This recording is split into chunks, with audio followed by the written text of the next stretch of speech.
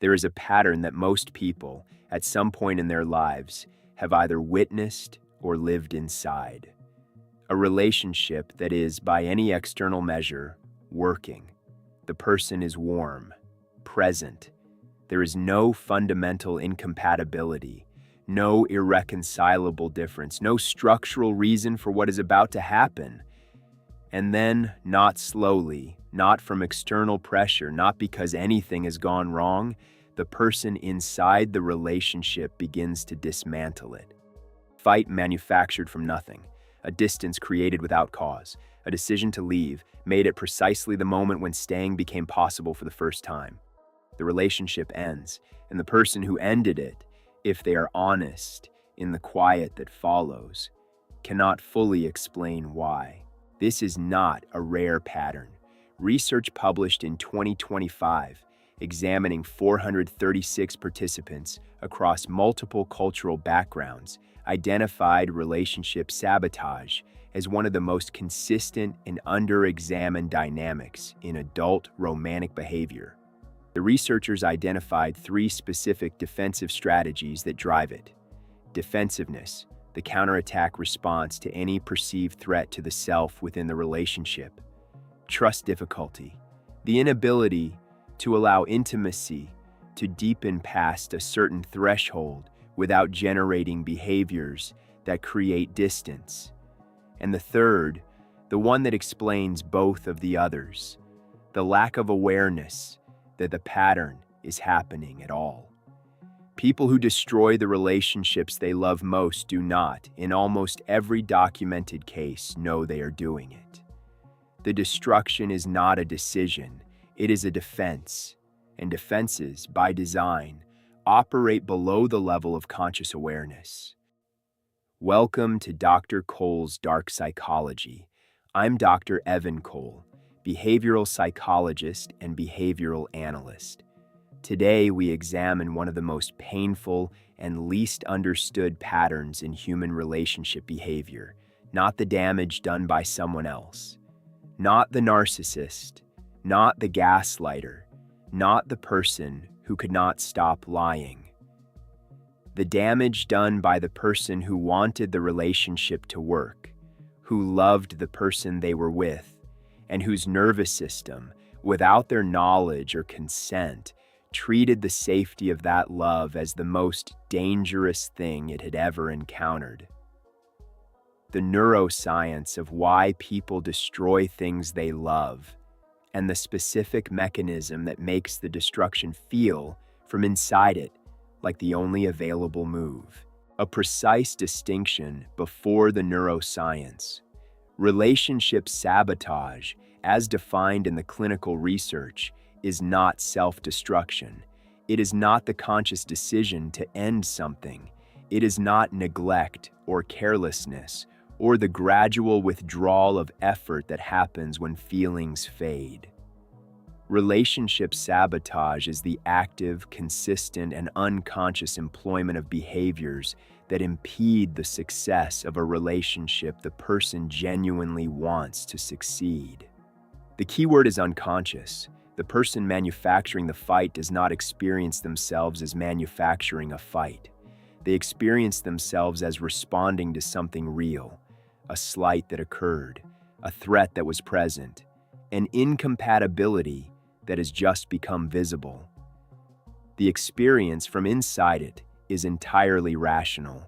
The behavior from outside it is systematically self-defeating. That gap between how the behavior feels from inside and what it is doing from outside is where relationship sabotage lives. The mechanism begins with the brain's threat detection system and a specific category of threat that most people do not know their brain is monitoring for. Physical threats, the standard territory of the amygdala, are relatively straightforward. The brain identifies danger in the environment and generates the motivation to escape or defend. Social threats operate through the same system with one critical difference. The threat that triggers relationship sabotage is not the presence of danger. It is the presence of closeness. For a brain that learned early, through repeated experience, that closeness precedes abandonment, that intimacy is what exists immediately before the thing that hurts. Closeness itself registers as the threat. Not the person, not the relationship, the specific state of emotional proximity that the relationship, at its best moments, produces. The amygdala, detecting the closeness as threat signal, activates the defensive architecture, the hypothalamic pituitary adrenal axis, the HPA axis, elevates cortisol. The prefrontal cortex, which under regulated conditions would assess whether the threat is real, is partially overridden. The result is a person who is physiologically in a defensive state, prepared for threat, primed for self-protection, inside a relationship that is, by every objective measure, safe. And the defensive state requires a threat to defend against. So the brain, doing precisely what it was built to do, creates one. The fight that comes from nothing, the flaw in the partner that was not visible until now, the sudden certainty that this is not right, produced not by evidence, but by a nervous system that cannot hold the experience of safety without generating the alarm that safety, in its history, has always preceded. The 2025 research identified 3 specific strategies through which relationship sabotage operates. The first is defensiveness, the counterattack response to any perceived slight within the relationship, disproportionate, automatic, and experienced by the person deploying it as entirely justified. State, everything feels like a threat. The partner's tone, their silence, the moment they are present with someone else in a way that is not about the sabotaging person. These are received not as ordinary events in a shared life, but as data confirming what the nervous system already believed, that this is not safe, that the other shoe is coming, that the thing which has always ended is about to end. The second strategy is trust difficulty, the specific inability to allow intimacy to deepen past the threshold where, historically, it has become dangerous. Avoidant individuals develop a dismissive approach and a negative model of others, disavowing their need for attachment, avoiding effective closeness, but seeking independence specifically to prevent the rejection they have learned to expect. The intimacy ceiling, the invisible point beyond which no relationship has ever been allowed to go, is not a decision. It is a reflex built from evidence the brain collected before the person was old enough to understand what the evidence meant. The third strategy is the absence of awareness that either of the first two is happening. This is the one that makes all the others possible. You cannot interrupt a defense you cannot see. And the most precisely constructed defenses are the ones that present themselves as perception, as the accurate reading of a situation that simply turns out, every time, to require escape. Research confirms what the pattern produces, and it is precise in its cruelty. People who sabotage relationships out of fear of abandonment create, through the sabotage itself, the abandonment they feared. The relationship ends, and the brain, whose threat detection system initiated everything, receives confirmation. See, this is what happens. This is what always happens. Relationships end. Closeness leads to loss. The thing you feared was the correct thing to fear. The next relationship begins with a nervous system that has just received additional evidence for the belief it arrived with. The defensive threshold lowers, the trust ceiling drops, the sabotage begins earlier. This is not a character flaw. It is a learning system operating on the data it has. The problem is that the data it is collecting is data it is generating.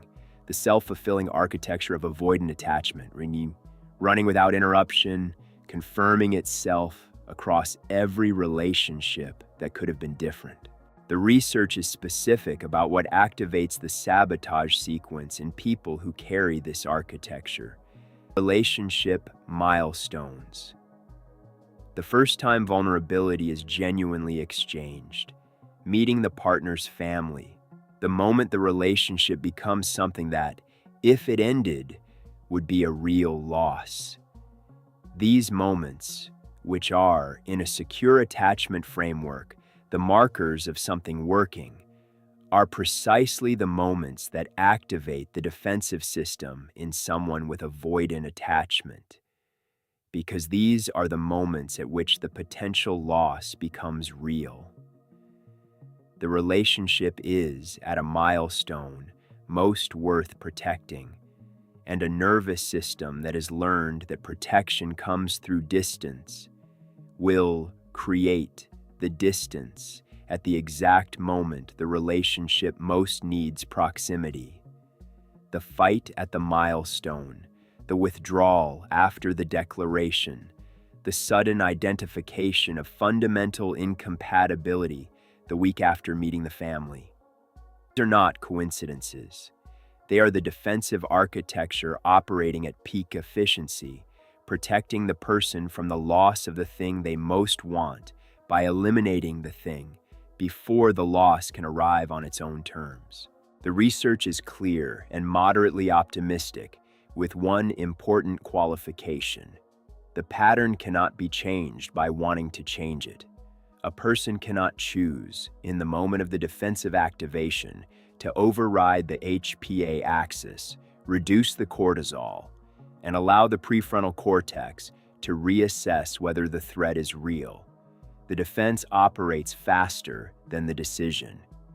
What changes the pattern, the research consistently shows, is the accumulation of experience that contradicts the prediction. A relationship in which the closeness does not precede abandonment. A moment of genuine vulnerability that is met with something other than what history predicted, not once, repeatedly, over a period long enough for the nervous system to update its model of what closeness produces. This is extraordinarily difficult to achieve because the sabotage mechanism is specifically designed to prevent the accumulation of exactly this kind of contradictory evidence. The person who most needs to learn that closeness is survivable is the person whose defenses are most precisely constructed to ensure they never find out. Change, where it happens in the presence of a relationship that survives the sabotage, a partner who does not confirm the prediction by leaving when the defense arrives, and a person willing to examine, with professional support, over time, what it is the defense is protecting them from that is no longer there. The person this video is about is not the villain of their own relationship history. They are someone whose brain, working with the evidence it was given in the environments where it first learned what closeness costs, built the most efficient protection it could find. Protection works. It prevents the specific loss it was designed to prevent, the loss that arrives after intimacy, after vulnerability, after the moment the relationship becomes something that matters. It also prevents the only thing that would have made the protection unnecessary. The person who cannot stop destroying things they love is not destroying love.